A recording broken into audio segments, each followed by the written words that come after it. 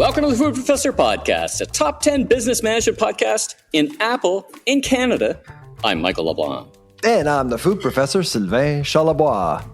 Our guest this week is Don Hill, chairman of Sucro. Sucro is a new company, and they say they're going to do things that others will and have not. Lead through innovation and reinvestment.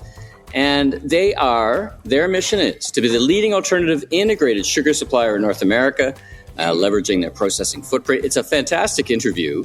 They are present in the United States, New York, Illinois, Georgia, Ontario, Mexico, the Caribbean, and South America. And a major investment, actually, you're going to hear in the interview, a major investment in Canada. And in fact, what they Don talks about, is their most sophisticated facility here in Ontario. So how did you meet Don? You came across him and you were chatting before we connected with him on the podcast, Jeff. Yeah, he reached out and chatted, and I thought he had a compelling story. I mean, how many times do we actually see a new sugar refinery in Canada? I mean, basically. And so it was a great story and something, and we haven't really had anybody from the sugar industry before. And so I thought it was actually a good addition to our show. Well, it's I hadn't thought about it that much, but boy, I was, what are we going to talk about sugar? But it was a fascinating interview, and I just hadn't thought about sugar refining at all. Nobody does, really. Well, this is the beauty of this show, right? I think about things and learn stuff that I'd never, hopefully the listener too, learns things they didn't know before. Yeah. So we'll get to that after a little bit. Why don't we start by allowing our audience to tell everyone where you are right now? Oh, that's true. I probably sound different. I might look hearing different. Dishes in the background.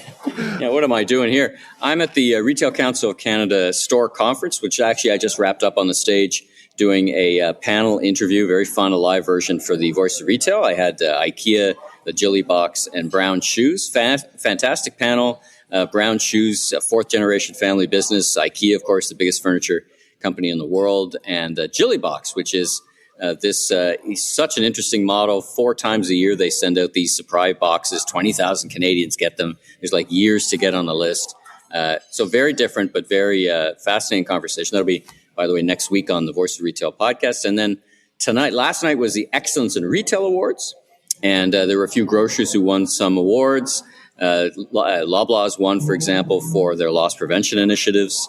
And tonight is the Canadian Grand Prix, which is focused on food innovation. But also we're giving away 2 amazing awards, as we often do. The first award goes to a CPG or a supplier or a vendor, and that's going to Kara Keating from PepsiCo, the great Kara Keating. Former guest of ours?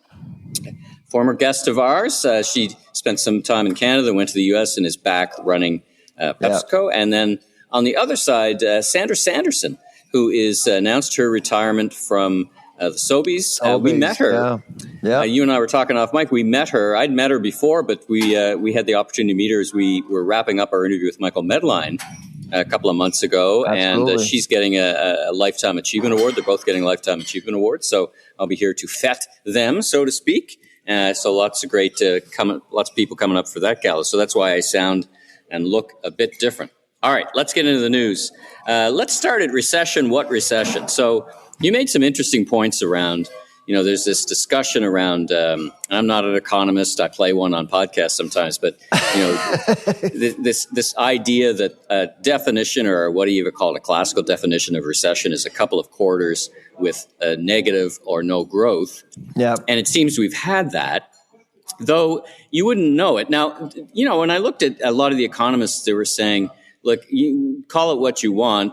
We're suffering through our lack of productivity, and it's not a good news story. It's interesting because some people are going, hey, don't get too carried away. It's not a recession. Whereas you pointed out back in the Harper years, people were quick to say we're in a recession. But leaving that aside, I think it is there's a lot of talk going on this week about where what's the cause. I think we kind of know the cause, though Prime Minister's talking about a lack of immigration in terms of growth. I think there's some truth to that.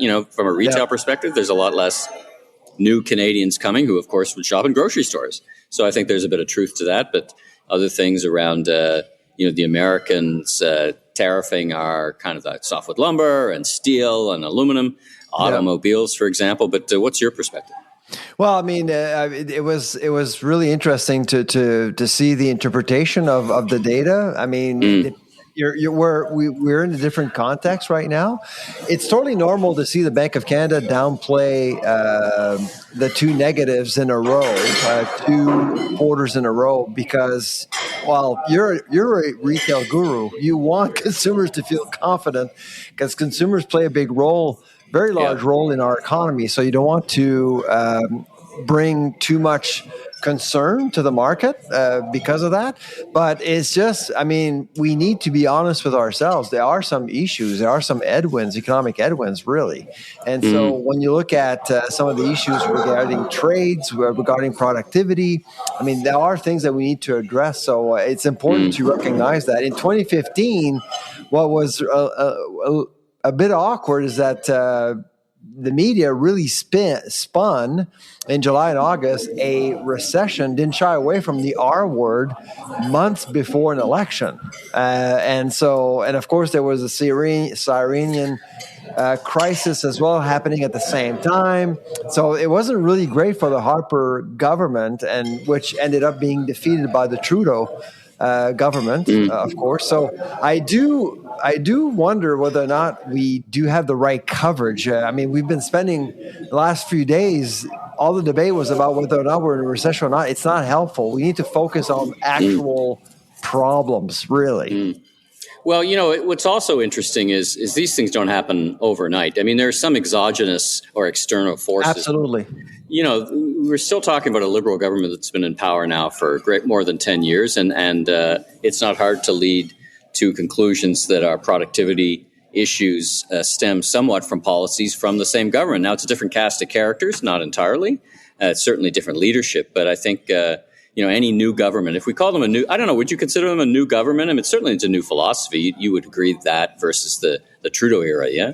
Well, he wasn't elected for the things he's doing because he's actually pivoted immensely. I mean, to me, to be honest, when I look at the Carney government, it looks more like a conservative government. Very much. There's not much room. There's not much room for Pierre Poilievre to move, really. I mean, he neutralized the conservatives on many fronts. The concern that I have is the policy around the United States and CUSMA, because my concern, it's always been the same. I've repeated this many times on the show.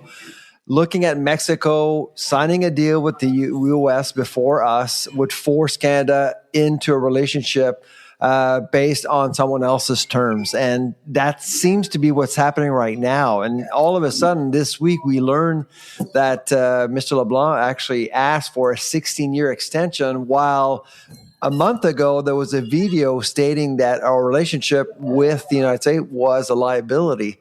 So there's all sorts of signals being sent out there while Mexico and the U.S. are actually working hard in settling many issues that they have. We have over 30 issues that we need to deal with the United States, and nobody's at the table. Now, for the first time since Friday of last week, we're seeing signs that the Carney government wants to talk to the U.S., which is really good news. Yeah, we're definitely seeing a difference in tone and message. You know, I wasn't overly concerned. I was less concerned than you. And by the way, when we say LeBlanc, it's Dominic LeBlanc. It's not me. Dominic LeBlanc. Yeah, that's right. Your brother. It's not my brother. Though I do think we are distant cousins, actually, the LeBlancs in New Brunswick. Yeah, probably, because half of you is from New Brunswick, isn't it? Yeah, my dad knew Romeo LeBlanc, Dominic's father, so just in the community. Anyway, but anyway, just so the audience is clear, you're not talking about me talking in the trade thing. But, you know, Mexico's got very, very big issues, and some of them are very different than Canada. For example, their labor rates, significant. The amount of fentanyl that's coming across the border, significant. The fact that Mexico... I know, but they're talking, and they're the number one trading partner now. They surpassed Canada. So I can tell you, I can say, you can see that their approach to the U.S. has been very different and not very personal. It was all about business, really. Because, I mean, the Trump administration has insulted pretty much everyone on earth, including the Mexicans. But the Mexicans really weren't bothered by all the rhetoric and the noise coming out of the White House. They just focused on the deal. Well, let's leave that for now, and let's see how that evolves. I think it's going to be a very interesting summer. Let's just put it that way. Exactly. Let's talk about the idea that Canadian households are spending and what they're spending on food versus other G20 countries. So you produced this analysis from the lab. I found it fascinating because you ranked what percentage of income. Tell me if I've got this right. What percentage of income people spend on food? And surprisingly, that's it. Yeah, both service and retail. And surprisingly, maybe you help me explain this. I found the Mexican people spend significantly less of their income on food. So speaking of Mexico, that surprised me a little bit, but walk us through the analysis. So basically, this is our work with MNP, our partner, and so we're preparing an index. And one of the metrics was to look at how much money people do spend on food, both service and retail. It's never been done before. It's been done before for retail only, and there was a report 5 years ago which ranked Canada 6th in the world. So that percentage was very low. It was, I think, at 10% or something. But we ranked 6th. So with MNP, we look at G20 countries only.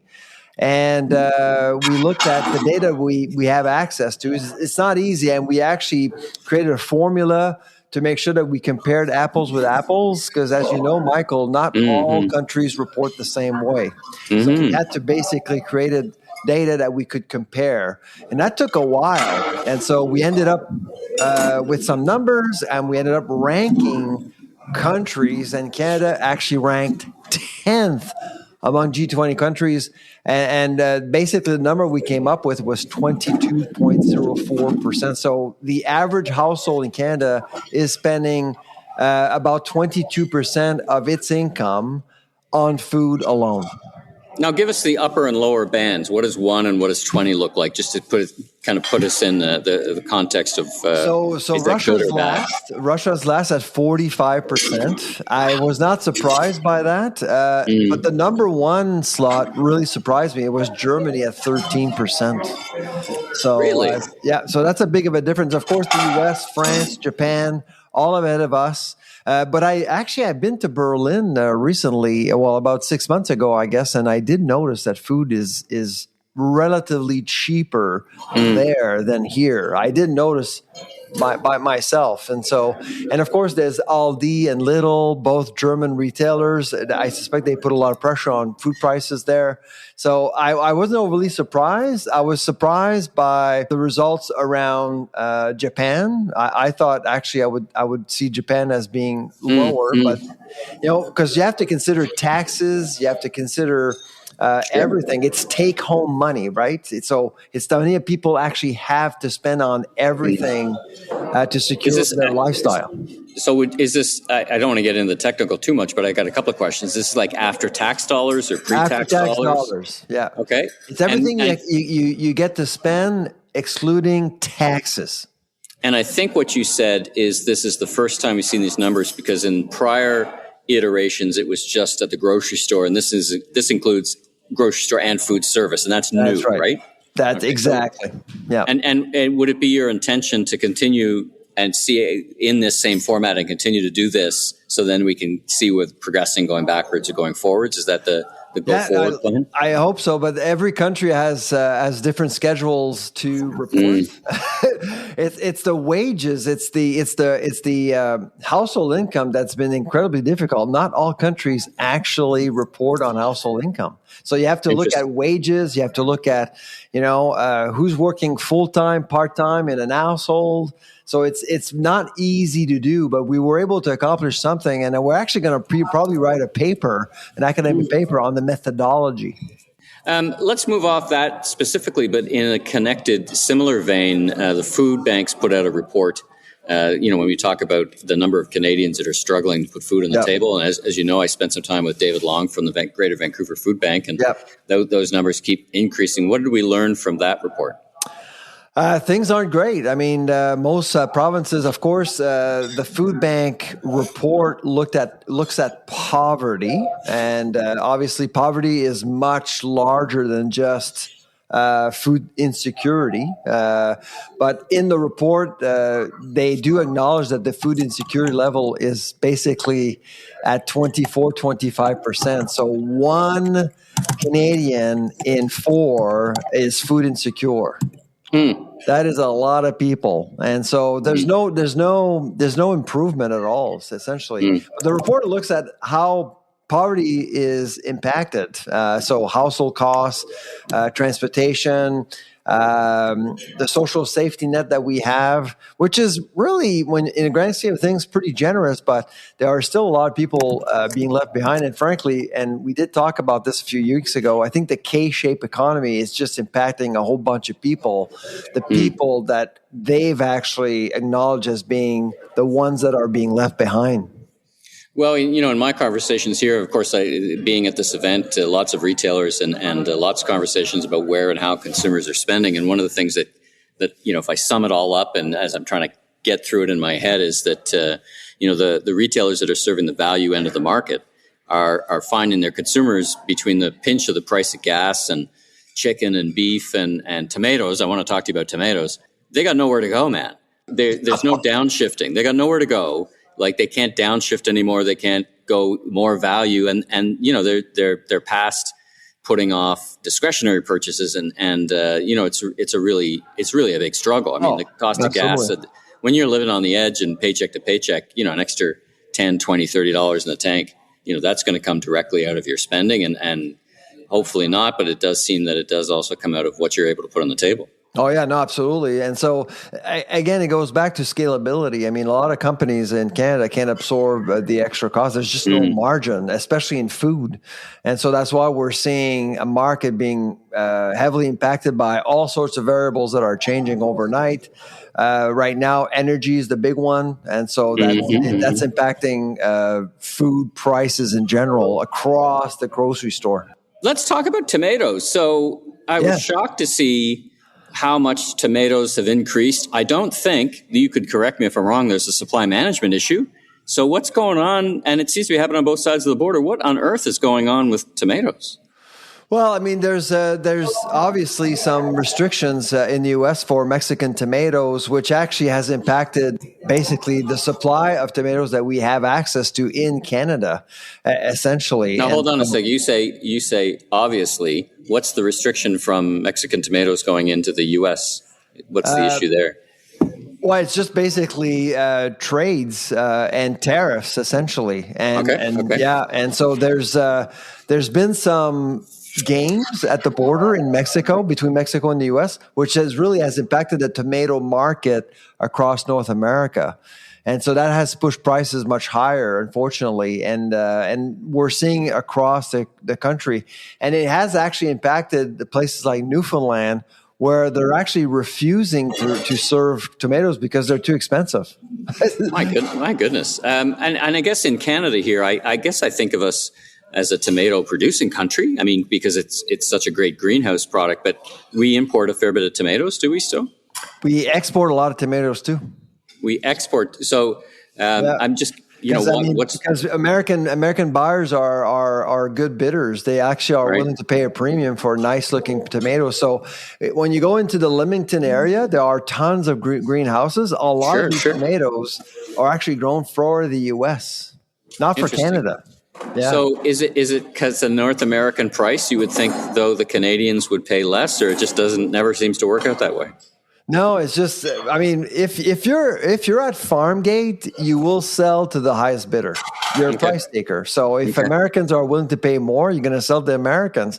In Canada, because of the Canadian dollar, well, you make less. And so there are some suppliers, of course, in Canada, but they are outnumbered by the number of companies selling to the U.S., unfortunately.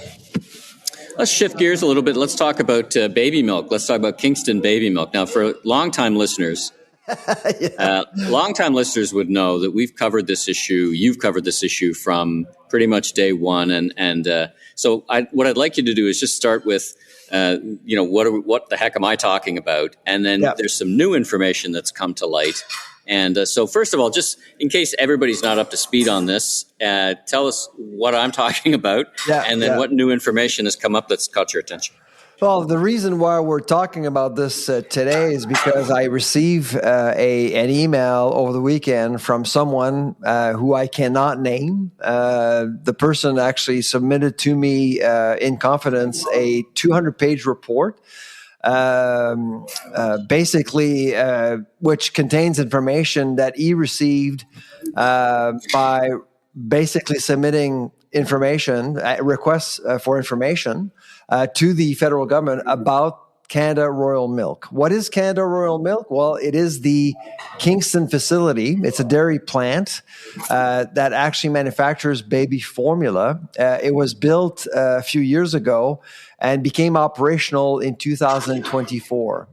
But little is known about the plant, really. We don't know exactly who sells milk to the plant, what's the volume, where products are going, what is being sold, etc. And keep in mind, supply management is very much part of this, right? Because it's milk, it's Canadian milk, and we didn't know who paid for the construction. Anyways, so this document we knew a little bit about that, didn't we? Didn't you discover that there were some processors? Right? What we knew was that Queen's Park provided a $24 million grant, but we knew nothing about the federal government's role, and that was the key thing that so we were suspicious about exports. We were suspicious about a bunch of things, because when you look at the size of the plant, so it costs so we now know the plant costs $380 million to build. We didn't know that. Now we know. And the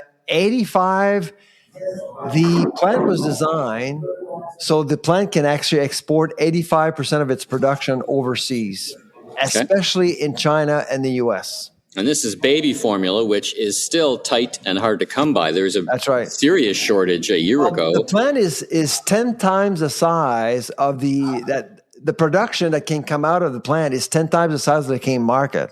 So, I mean, it's just, it makes sense. It never made sense to me that this plant was only built for, because I actually met the manager of Canada Royal Milk a few years ago, and he told me, no, we're just supplying the Canadian market. And I didn't believe him. I just didn't believe him. So I get this report. So what are we learning today? So we did learn that the intent since day one is to export 85% of the production of that facility out. Okay. 2, we know that the federal government has actually given a grant of $24 million as well. But it's probably more. But that section was redacted in the report I received. But I do think that there's a lot more money that taxpayers paid. 3, we now know that they are exporting. So this is the first time we actually have received confirmation that they are exporting. It's never been acknowledged. And also all that milk is obviously supply managed, and there was some sort of a deal made with the Dairy Farmers of Ontario, but we don't know what that deal is because that section was also redacted. And so what's your problem? Just again, so if listeners have been listening, so to speak, for a while, they would know what your problem is with supply managed milk going into export, because people might say, isn't this good?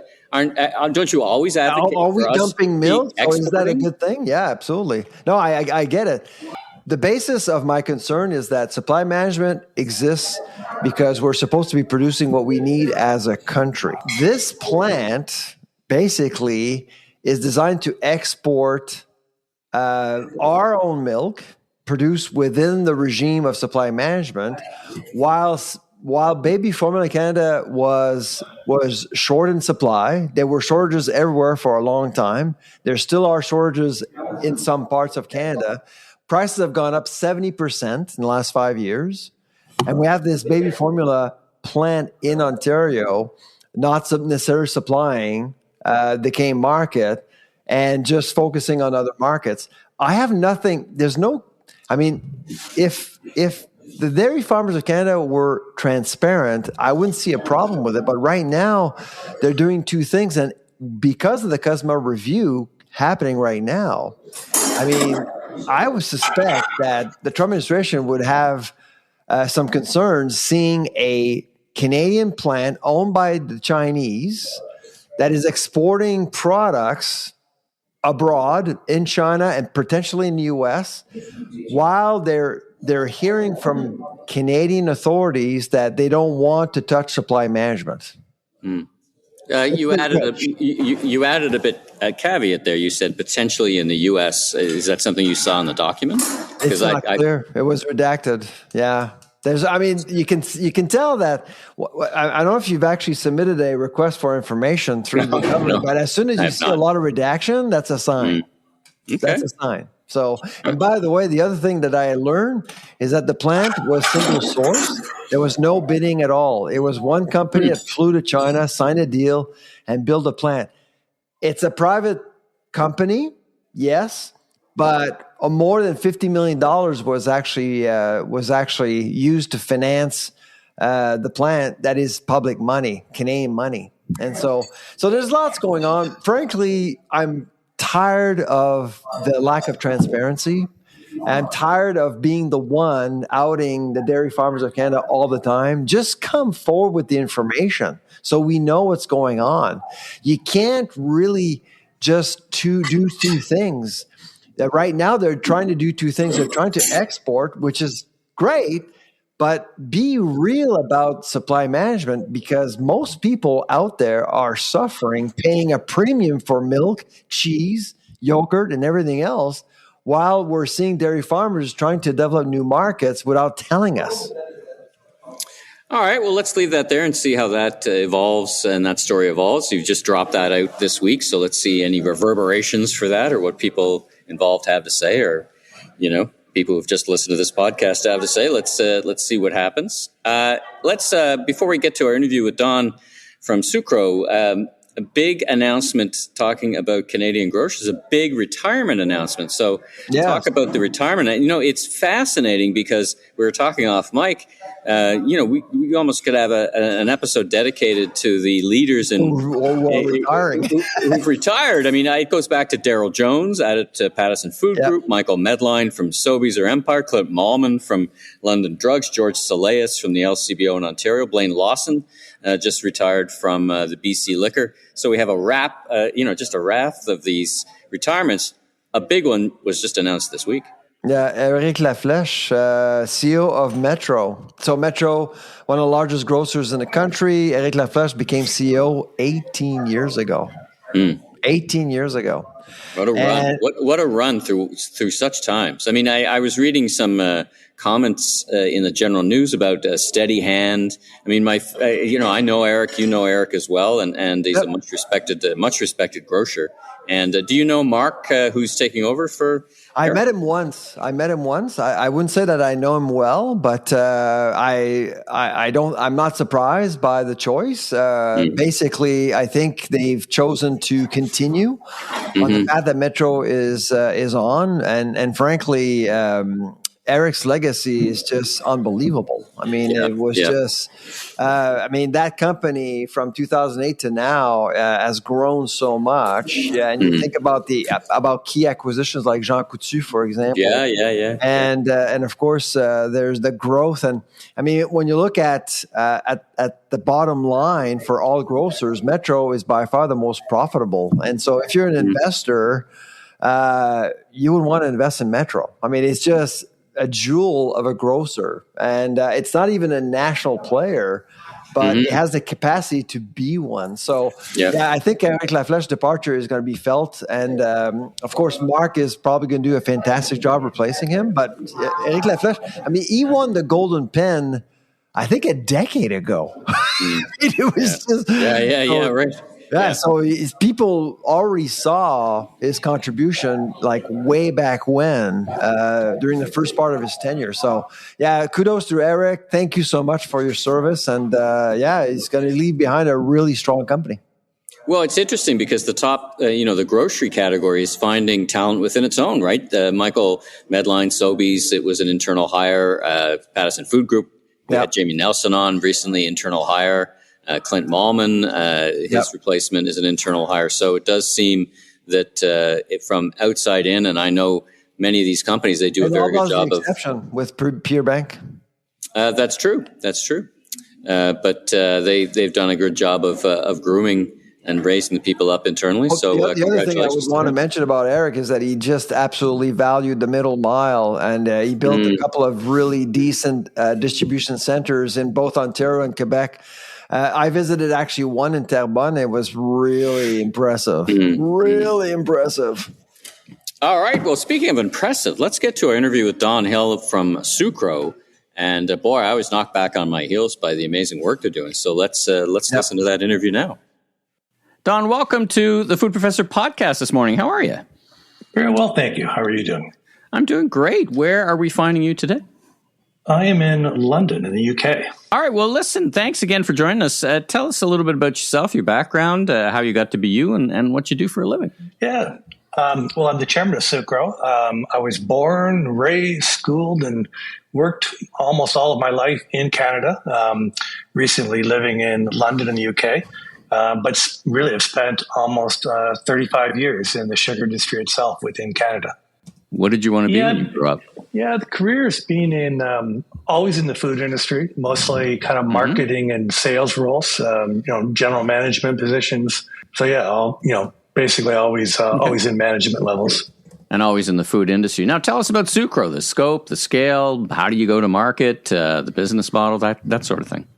Yeah, so Sucro is a U.S.-based sugar company. It was started back in 2014 by Jonathan Taylor. The business itself has always been about adding sort of innovation, reinvestment, trying to develop a more efficient supply chain.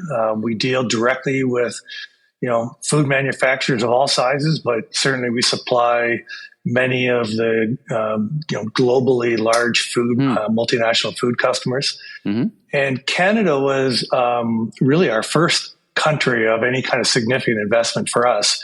The Canadian sugar industry is a very open market. And so frankly, that was, one of the best early markets for us to kind of test our go-to-market strategy.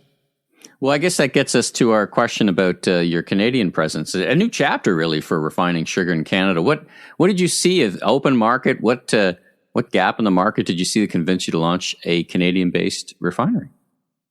As you might imagine, sugar is one of the more traditional commodity food industries and isn't really known for kind of its breaking innovation. And it's probably best exemplified by the fact that 2 of the 3 active cane refineries in Canada were built back in the late 1800s and are still active today. So obviously they've been upgraded, but still it kind of indicates that, things like innovation and reinvestment has been a little slow in the industry. And we felt that this was a good opportunity for Sucro to enter the market, do a few things differently, offer a few different alternatives. And frankly, it was a great area for us to make our kind of first capital investment. So it's always been kind of one of our main markets and certainly one of our key markets in terms of our capital investments. Now we need to think about imports. Canada imports a significant amount of refined sugar and sugar-containing products. How do you see Sucro straightening Canada's food manufacturing competitiveness and food sovereignty? Yeah, let me maybe just clarify that a little bit, because Canada actually imports a significant amount of raw sugar, which goes into the refineries in Eastern Canada, but actually imports very, very little refined sugar itself. And so we don't have, obviously, a lot of cane growers within the country, so we rely on those imports. But again, virtually all sugar sold in Canada is refined in Canada itself. I mean, every time we hear about sugar, often we think about health, and sugar is an important ingredient in the food industry. And so, how do you think policymakers actually see your ingredient right now? Do they actually see sugar as a strategic component of the food industry at this point? Trying to anticipate what policymakers are doing is probably beyond my limited capabilities. Yeah, good point. But I will tell you that it's often like I think people tend to think of sugar purely in the sense of the sweetness it provides. But I think, as you allude to, there are many, many other facets that sugar contributes to food production. I mean, you've just got, things like shelf life, body texture, browning capabilities, mouthfeel, taste, even the cost. I mean, there's just sugar contributes so much to what goes into food products that it's very, very difficult to replace. Simple products like beverages find it easy to replace sugar, and that's why you can end up with a high fructose corn syrup in certain liquid products. But really, across most food products, sugar is very, very difficult to replace. Mm-hmm. Yeah, no, absolutely. Now, we need to talk about the big elephant in the room these days. And I'm not talking about AI. It's actually the GLP-1 phenomena. I'm sure you've been thinking about that one. Based on our assessments as a lab, we believe that almost 3 million Canadians actually are on a GLP-1 drug, and we are expecting the number to increase. How is that impacting your strategy? Are you thinking about what's going on there? Is it impacting your strategy at all? Yeah, I mean, as you can imagine, it's hard to get away from reading about it and hearing about it. The interesting thing from our perspective is we don't really see the market evidence of the impact very much. And that certainly in no way kind of downplays, the future potential impact. But as it stands today, I mean, again, you hear about the penetration rates, you hear about the usage levels, but in the U.S., in our U.S. market, the USDA publishes delivery data on a monthly basis, and it's clear that over the last year or two, the data is definitely trending down. So it's not like you can say that there's no impact at all, but it's a pretty muted impact. I mean, you're talking about 1% or 2% market decline, nothing, nothing dramatic or material. So it's a very odd phenomenon because, again, I think like most people, we expected to see a little bit more significant impact. And then in Canada, Canada doesn't have the same type of reporting structure that you see in the United States. And so it's more kind of anecdotal, or it's more just kind of, information we see and touch every day. But I would say that the kind of the conventional wisdom in Canada is that there really hasn't been any market impact. And I think one thing that may be going on is clearly there has to be some, negative erosion of usage, given the adoption rates of the GLP-1 drugs. Yeah. But SCP usage and production is actually unusually high in Canada, or it's disproportionately high in Canada. And we talked a little bit before about, how sugar is refined in Canada. It's important to emphasize that sugar is traded at a world price level in Canada, whereas in the U.S., it's a much higher support price. Almost like, sugar in the U.S. is kind of like our dairy program in Canada. And so the price differential between sugar is quite different between Canada and the U.S. So that makes our sugar-containing product manufacturing very attractive in Canada. And so, for example, in the Ontario market, it's quite a bit overdeveloped because so many global food manufacturers will locate in Southern Ontario and then ship a lot of their production south to the United States. So you've got a few different trends kind of fighting each other, and I think that's one reason why we just haven't seen a big impact yet. So interesting. Now, food manufacturers, everyone really has been dealing with volatility in ingredients, logistics, energy costs over the past years. How difficult is it or challenging? I mean, you basically say it was a pretty good business case to build a refinery here in Canada, but what are the other conditions that went into that decision, or what are the things that keep you up at night, I guess, regarding actually keeping that business refining and thriving? Yeah, well, you're absolutely right. All of those issues are big areas of concern. And one other one I would add to that list is the acute shortage of skilled labor. Things like pipe fitters and, steel fitting and all these kind of things. Those kind of jobs just are not as plentiful as people need to build these major construction projects. So that itself is a major area of concern. So it's a lack of the labor, the skilled labor, right? Absolutely. I mean, there's a huge shortage of that.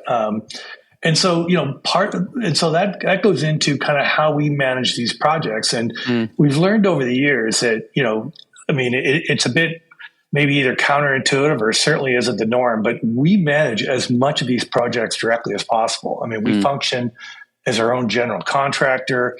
We buy the materials directly. We hire our subcontractors directly. We do all our own design and engineering internally. We don't outsource that. And so, like a nuclear plant. It's like you're building a nuclear plant, for goodness sake.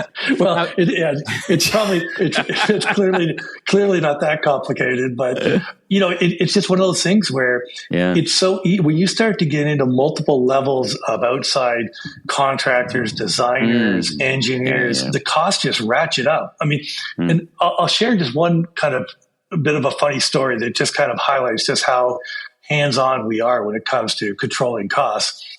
We bought a lot of our equipment, both steel and primary refining equipment, from India. I mean, India is generally on this side of the world not seen as a major source of sophisticated equipment, but sugar in India is a major industry. I mean, India is the second largest sugar producing country in the world, and they produce a lot of their own equipment. And so we actually bought most of our steel and refining equipment from India directly. And then not only that, but we actually put the equipment on top of a bulk sugar vessel that we already had arranged to buy and had it delivered directly to Hamilton.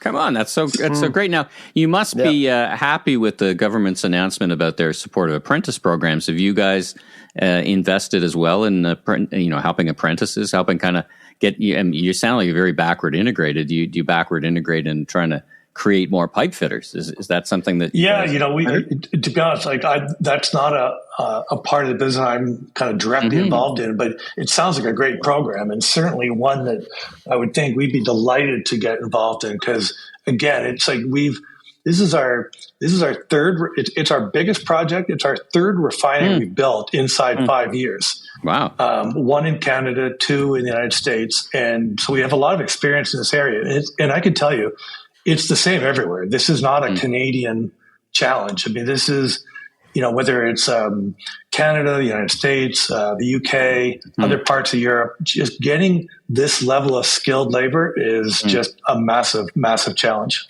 Well, let's shift gears. Let's talk and then a question about trade, and then I'll pass the mic to Sylvain. But, how exposed is the North American sugar market in general? You talked about lots of refining here in Ontario that then gets shipped south. How, Jesus, it's just a cornucopia of risks here, kind of a Chicken Little slide of geopolitical risks, trade disputes, climate-related disruption, cane and beet processing. What are the downsides? What's on your watch out for these things list? Well, you're absolutely right. And unfortunately, you typically see that, what's on the downside list after it's happened, which is, one of the major challenges, because you just don't get any real visibility. You wake up one day and all of a sudden the goalposts have moved or the rules have changed, and it's a huge operational challenge. And for us, I mean, a good example is we recently reported our earnings. And as part of that, we indicated that we paid over $7 million in tariffs in the United States last year. So, $7 million, like for a company our size, is a lot of money in terms of earnings and cash flow. And you just don't have enough time to fully react to that. And we're probably as fast moving as any company in our industry. So we mitigate that as much as possible, but still you can't avoid it altogether. Now, the upside is that, because of the Supreme Court ruling in the United States, those tariffs are coming back. You got a refund coming. Yeah, check the mail. You got refunds. Yeah, you got money coming back. Yeah, check the mail. We keep checking that. So, but again, it just highlights the disruption, right? I mean, those are not the normal things that businesses typically have to manage. And so it's just, these are extra challenges that we have to face. What's happening with Sucro goes against some of the headlines that we're seeing coming out of food manufacturing these days in Canada. There's clearly a sign of underinvestment. It's been happening for years, but you guys are shining, and you guys are doing something that we haven't seen in Canada in many, many years. Do you think that's going to make a little bit of a difference in terms of investor confidence, essentially?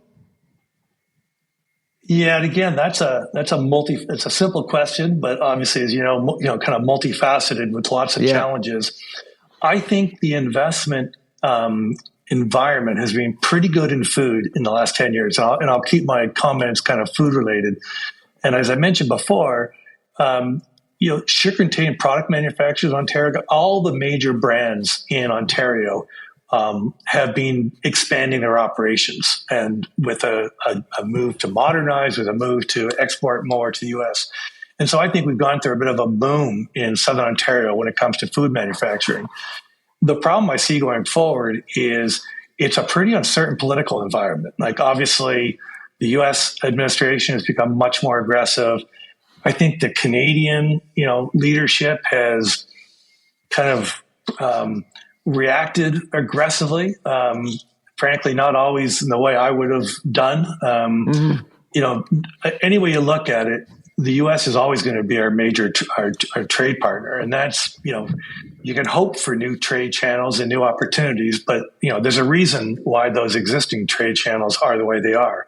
So I worry a little bit of the heightened tensions between both countries that's really going to have a limiting impact on future investments. So it's kind of those major capital projects over the next 3 to 5 years that I would be very, very concerned about.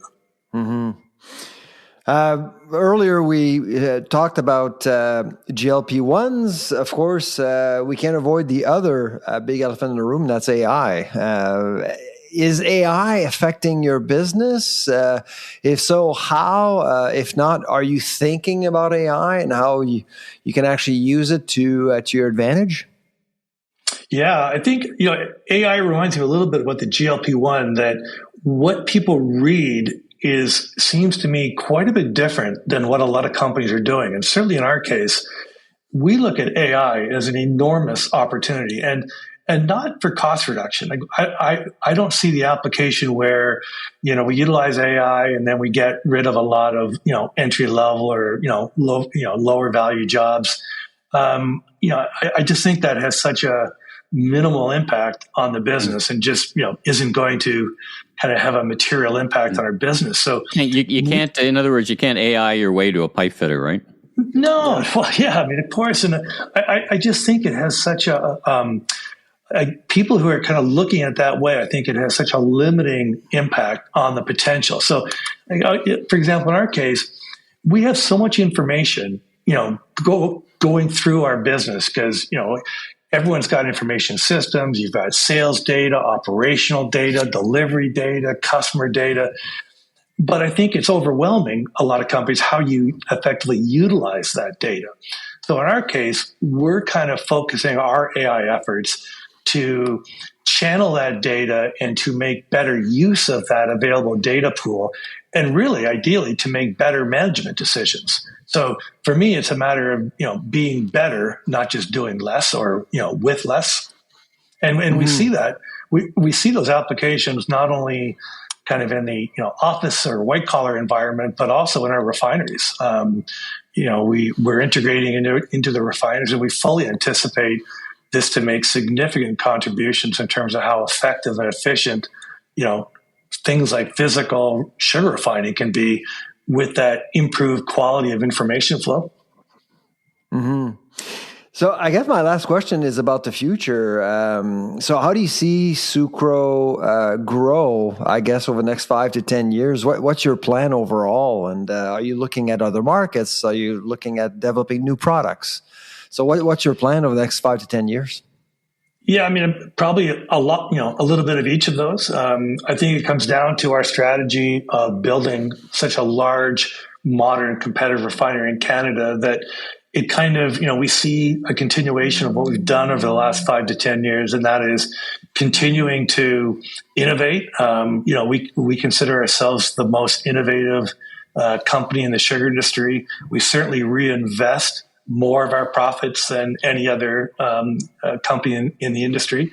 That led us to build, the new modern mega scale refinery. And the benefit of that is, Canada now has a globally competitive sugar refinery, because none of us really know what's going to happen over the next few years, right? I mean, trade agreements can change, competitive environments can change. The one thing you can control is how competitive you are. And, thanks to this new refinery we've built, we anticipate that we're going to have the most modern, efficient, competitive refinery in North America. So regardless of what challenge comes down the road, we think we're best positioned to manage that. That's great. Well, listen, congratulations on your success so far, Don. And again, thank you for joining us on the Food Professor podcast. Great. Well, thank you for having me. It's great to talk to you. All right, we are back. A couple of stories I want to wrap on. Looks like tax relief has its limits in the province of Manitoba. Restaurants Canada put out a pretty direct announcement that the Premier Canoe, wouldn't even meet with them to talk about extending the tax relief that he's given to the grocers and convenience stores to food service. I mean, I can imagine their constituencies quite upset about this. I don't know. I'm not going to say what side of the fence you're on, but what are your thoughts about this? I get it. From a policy perspective, I mean, would you want to take out the tax in food service? I mean, I suspect a lot of people would say no, but it's the inequity that is being created by eliminating the PST in retail, especially when you think about ready-to-eat products, which is incredibly busy.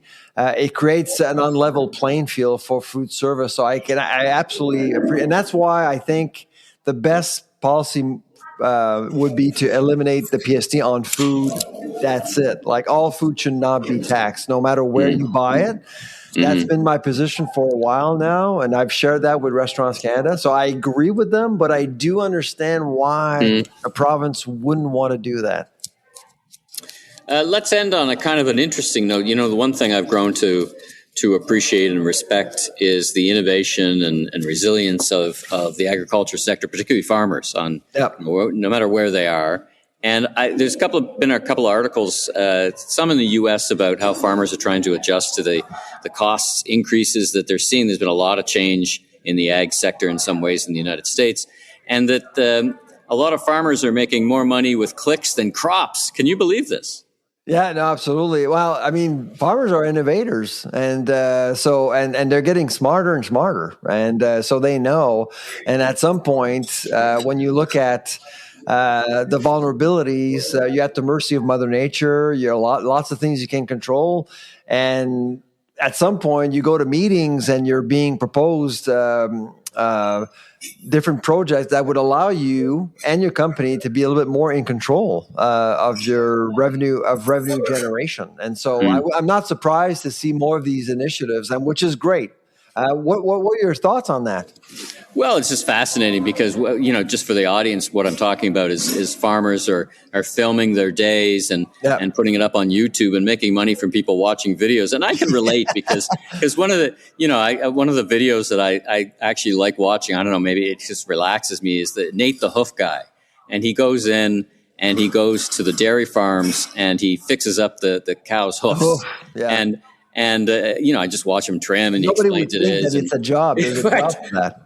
Well, nobody would think you could make money putting videos up on YouTube in 2026 about trimming a hoof, but sure enough, there's lots of them, and the YouTube economy is the farmers are turning to it and turning their life and showing people. It does a couple of things, right? Both it illustrates their lives.